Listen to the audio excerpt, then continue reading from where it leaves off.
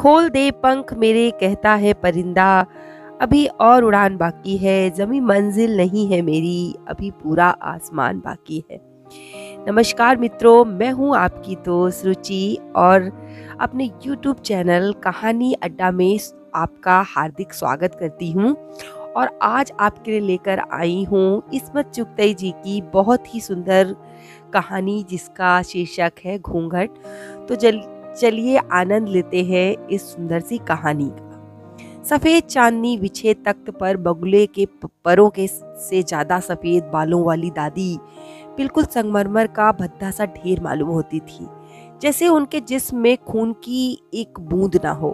उनकी हल्की सुरमई आंखों की पुतलियों तक पर सफेद रींग आई थी और जब वो अपनी बेनूर आंखें खोलती तो ऐसा मालूम होता सब रोशन बंद है।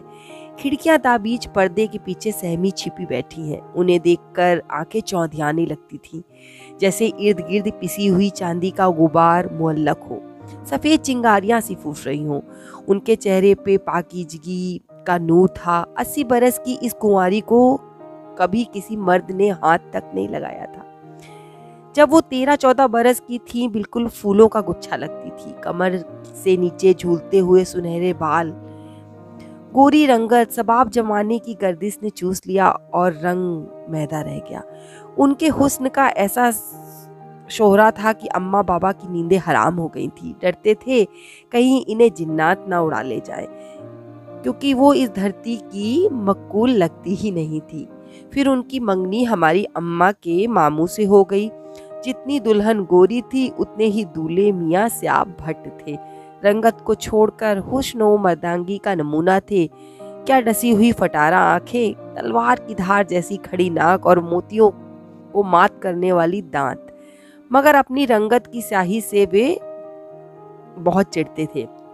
जब मंगनी हुई तो सबने खूब छेड़ा, हाय दूल्हा हाथ लगाएगा तो दुल्हन मैली हो जाएगी। चांद को जानो ग्रहण लग गया।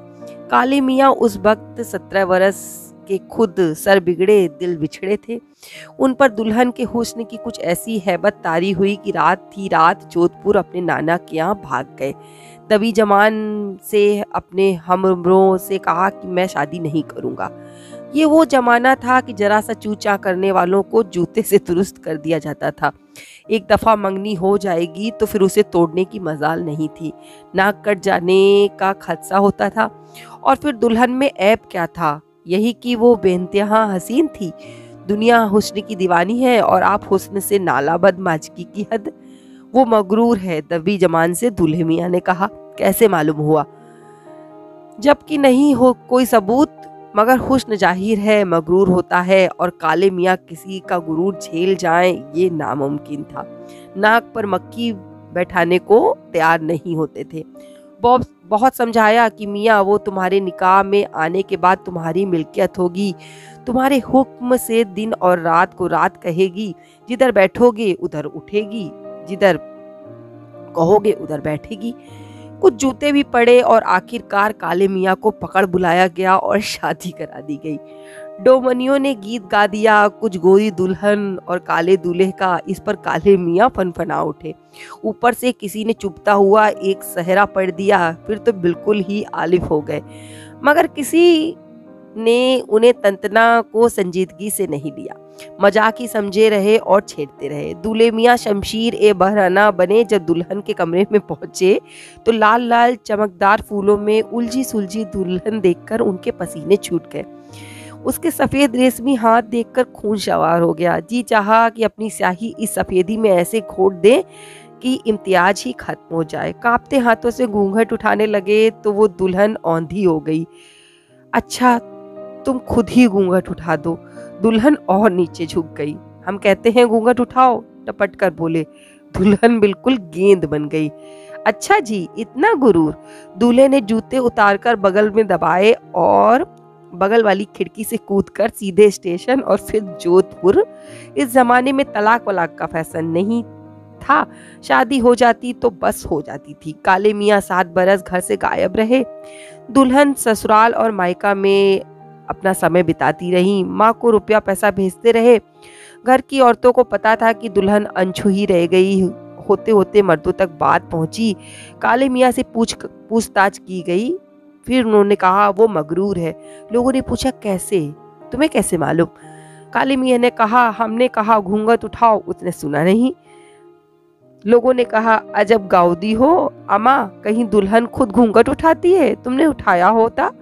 हरगिज नहीं, मैंने कसम खाई वो घूंघट नहीं उठाएगी तो चूल्हे में जाए। अम्मा अजब नामर्द हो, दुल्हन से घूंघट उठाने को कहते हो, फिर कहोगे वो आगे से पेशकदमी करे।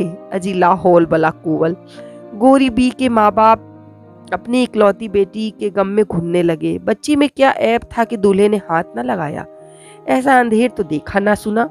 काले मियाँ ने अपनी मर्दांगी के सबूत में हर एक तरीके के शौक, मुर्गबाजी, कबूतरबाजी, नाच देखने जाना, कोई भी करस बाकी नहीं छोड़ी और गोरी भी घूंघट में सुलगती रही। नानी अम्मा की हालत खराब हुई तो 7 बरस बाद काले मियाँ घर लौटे। इस मौके को गनीमत समझकर फिर बीबी से उनके मिलाप कराने की कोशिश की गई। फिर से गोरी बी को दुल्हन बनाया गया, मगर काले मियाँ ने कह दिया था कि अपनी माँ की कसम खा चुका हूँ, घूंघट मैं नहीं उठाऊंगा। सबने गोरी बी को समझाया, देखो बानू, सारी उम्र का भुगतान है, शर्म ओ हया को रखो ताक और जी को कड़ा करके तुम आप ही घूंघट उठा देना। इसमें कुछ बेशर्मी नहीं, वो तुम्हारा शौहर है, खुदाए मजाजी है, उसकी फरमाबरदारी करना तुम्हारा फर्ज है, तुम्हारी निजात उसका हुक्म मानने में ही है। फिर से दुल्हन सजी, सेज सजाई गई, पुलाव जर्दा पका, दूल्हा मियाँ दुल्हन के कमरे में धकेल दिए गए। गोरी भी अब 21 बरस की नौखेज हसीना थी, अंग अंग से जवानी फूट रही थी, आंखें बोझिल थी, सांसें भरी हुई थी।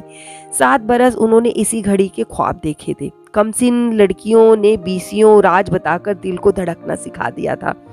दुल्हन के हिना आलूदा हाथ देखकर काले मियाँ के सर पर जी मंडलाने लगा।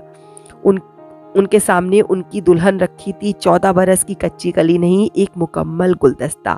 लार टपकने लगी। आज जरूर दिन और रात को मिलाकर समा का समा बंधेगा। उनका तजर्बेकार जिस्म शिकारी चीते की तरह मुंह जोर कर रहा था। उन्होंने अब तक दुल्हन की सूरत नहीं देखी थी। बदकारियों में भी इस रस भरी दुल्हन का तसव्वुर दिल पर आरे चलाता रहा था। घूंघट उठाओ, उन्होंने लरसती हुई आवाज में हुक्म दिया। दुल्हन की छुंगली भी ना हिली। घूंघट उठाओ, उन्होंने बड़ी लजाजत से रोनी आवाज में कहा। अगर मेरा हुक्म नहीं मानोगी तो फिर मुंह नहीं दिखाऊंगा। पर ये क्या? दुल्हन टस से मस ना हुई। काले मियाँ ने घूसा मारकर खिड़की खोली और पाई बाई और कूद गए, और इस रात के गए तो वो वापिस ही ना लौटे। अनछुई गोरी भी 30 साल तक उनका इंतजार करती रही। सब मर खप गए। एक बूढ़ी खाला के साथ फतेहपुर सीकरी में रहती थी कि सुनावनी आई, दूल्हा आए हैं।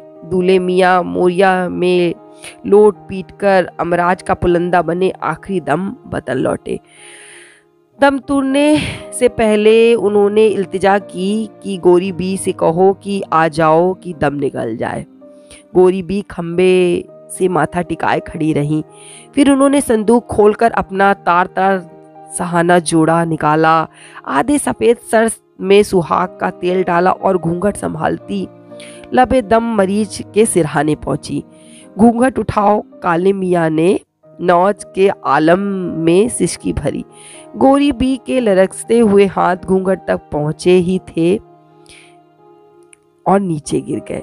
काले मियाँ दम तोड़ चुके थे। उन्होंने वहीं उघड़ू बैठकर पलंग के पाए पर चूड़ियां तोड़ी और घूंघट की बजाय सर पर सफेद दुपट्टा खींच लिया।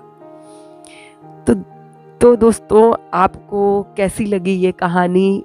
अगर आपको पसंद आई हो तो आगे शेयर कीजिएगा, और ऐसे ही और कहानियों का आनंद लेने के लिए हमारे चैनल को सब्सक्राइब कीजिएगा। धन्यवाद।